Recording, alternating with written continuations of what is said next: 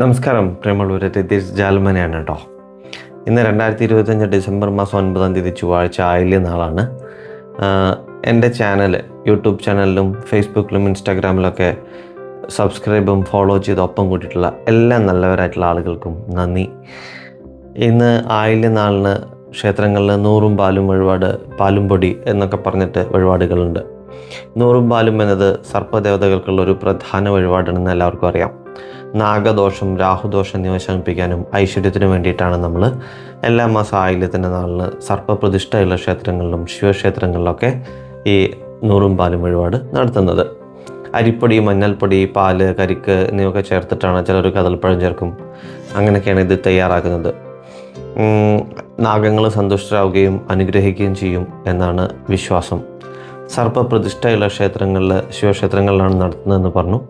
നമ്മുടെ ജാതകത്തിലെ രാഹുദോഷം, സർപ്പദോഷം എന്നിവയുടെ ദോഷഫലങ്ങൾ കുറയ്ക്കുന്നതിനും സമ്പത്ത്, ആരോഗ്യം, സന്താനങ്ങൾ എന്നിവയ്ക്കും വേണ്ടിയിട്ടാണ് നമ്മൾ ആയില്യത്തിന് ഈ നൂറും പാലും കൊടുക്കുന്നത് കേട്ടോ.